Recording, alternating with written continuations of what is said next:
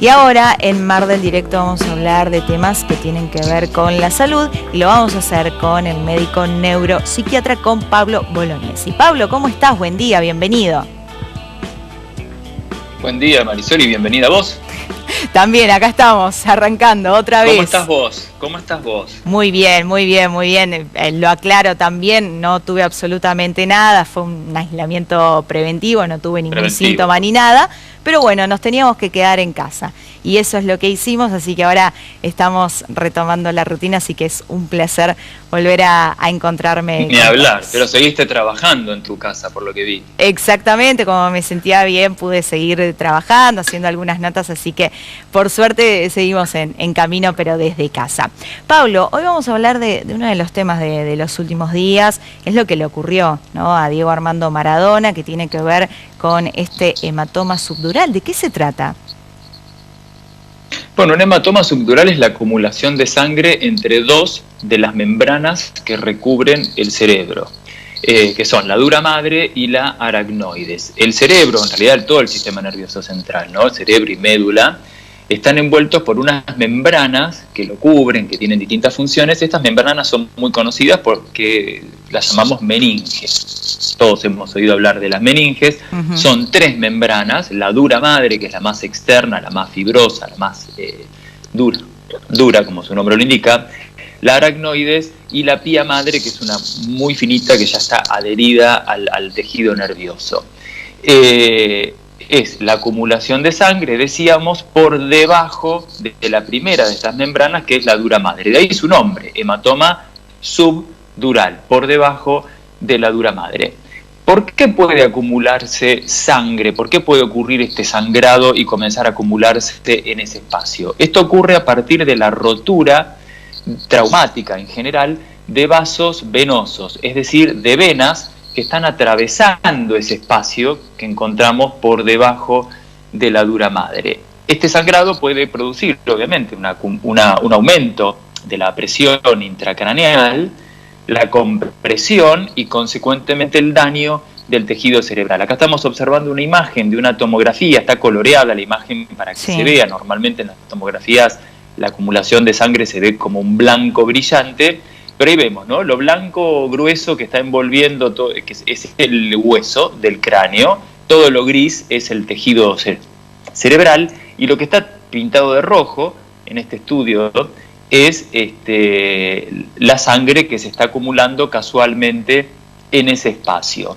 Un hematoma subdural puede ser agudo, generalmente los diferenciamos entre agudos y crónicos. Agudo es cuando la evolución es mucho más rápida, es mucho más intenso el cuadro, y hay un deterioro neurológico notorio a partir del aumento de la presión intracraneal, porque obviamente esa sangre se acumula y comienza a comprimir, que el hueso no le va a hacer nada, va a ser el cerebro, que es un tejido mucho más blandito, y comienza a comprimir y a empujar el cerebro, como vemos en esta imagen ahora, y eso es lo que puede producir síntomas. Y después tenemos hematomas subdurales crónicos, en los cuales la sangre se acumula en forma lenta, que se van desarrollando a lo largo de días, semanas o meses, generalmente luego de traumatismos menores y sangrados de pequeña intensidad. En general estamos hablando de, dijimos, rotura de venas. Las venas transportan sangre en un caudal mucho menos importante, con una presión mucho menos importante comparado con las arterias. Entonces son sangrados que no son sangrados tan intensos ni tan rápidos, y a veces luego de traumatismos menores, que incluso ni podemos saber cuándo ocurrieron, se van produciendo estos sangrados lentos a lo largo de días, semanas o meses. A veces ni siquiera es una sola hemorragia, son hemorragias que se van reiterando, que generalmente se detienen solas, vuelven a sangrar, y esos son los hematomas subdurales crónicos. Uno de los casos más conocidos de hematoma subdural crónico, al margen del cuadro del hematoma de Diego, es el caso de la expresidenta, en ese momento era presidenta, Cristina Fernández de Kirchner, que consulta, creo que a partir de una cefalea, se le hace un estudio de rutina y se detecta un hematoma. ¿Y por qué pueden sangrar estas venas? ¿Cuáles son las causas más frecuentes? Hay muchas, pero yo te voy a nombrar 3 o 4 que son las más frecuentes, que son, primero, obviamente, los traumatismos craneales, que no hace falta que sean, insisto, visto tan importantes. A veces es una pequeña caída, un golpecito. Yo he recibido 1000 veces pacientes añosos que han tenido algún golpe, se han caído en el baño y no perdieron el conocimiento. Y por ahí ni siquiera lo cuentan, ni lo cuenta la familia. Yo lo detecto porque tienen el resto de un hematoma en la piel, ¿no? Por el golpe. Pregunto, ¿qué pasó? No, se cayó hace 2 o 3 semanas en el baño, pero está bien. ¿Le hicieron una imagen? No. Bueno, vamos a hacer una tomografía, que es un estudio muy sencillo, que no hay que poner ningún material de contraste, que no es doloroso, dura 2 minutos, 3, y ahí vemos el sangrado. O sea que los traumatismos, a veces menores, a veces movimientos bruscos de cabeza, pueden producir estos sangrados. La edad, los pacientes añosos, suma como factor de riesgo, porque cuando vamos envejeciendo, se van atrofiando tejidos, o sea, se van achicando de tamaño. Nos ocurre con los músculos, ocurre también con el cerebro. El cerebro se va achicando un poquito de tamaño y esas venas pasan a quedar en un estado de mayor tirantez. La vena no es como una arteria que tiene una importante elasticidad y eso las hace susceptibles de que ante un movimiento brusco, un pequeño traumatismo, se rasguen y comiencen estos sangrados lentos. Claro, ahora, Pablo, y hay otros 2 factores de riesgo. Sí, decilos. Perdón, 2 factores de riesgo más que son muy importantes. Sí.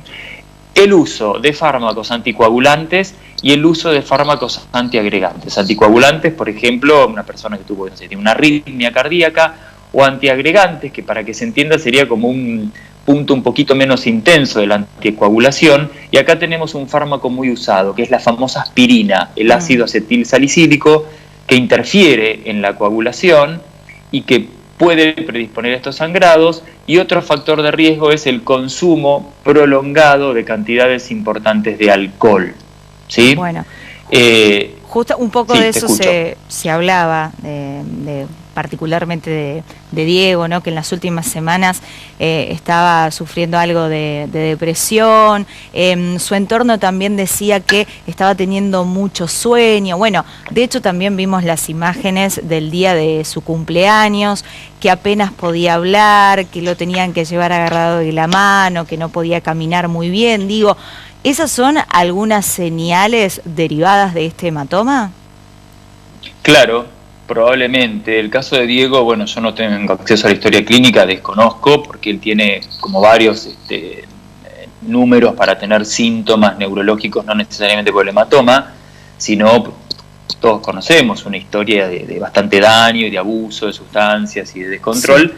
Pero sí, los hematomas subdurales pueden ser o asintomáticos o pueden traer síntomas como cefalea, como a veces convulsiones, enlentecimiento motor, trastornos del movimiento. Todo depende del lugar donde se está produciendo el hematoma, de si hay daño o no hay daño, el grado de compresión del tejido cerebral y obviamente la magnitud de ese sangrado. Y a partir de esto es que determinamos la conducta que vamos a adoptar, ¿no? Es decir, básicamente si vamos a operar al paciente o no, o vamos a adoptar una conducta expectante, como decimos en medicina, que es observación y seguimiento a lo largo del tiempo. En el caso de Maradona, claramente porque ya estaba evidentemente sintomático y probablemente con un sangrado importante, se decidió la cirugía, ¿no? Exacto, exacto. Bueno, ahora quedó todo mucho más claro porque se empezó a hablar de eso, todos empezamos a especular, nos acordábamos de lo que había ocurrido con Cristina Fernández de Kirchner, así que ahora quedó mucho más claro el panorama. Pablo, muchísimas gracias. Gracias a vos y que tengas una buena semana. Muchas gracias, igualmente. Ayer hablábamos con el médico neuropsiquiatra, con Pablo Bolognesi, que nos estuvo contando de qué se trata la afección que sufrió Maradona, que tiene que ver con el hematoma subdural.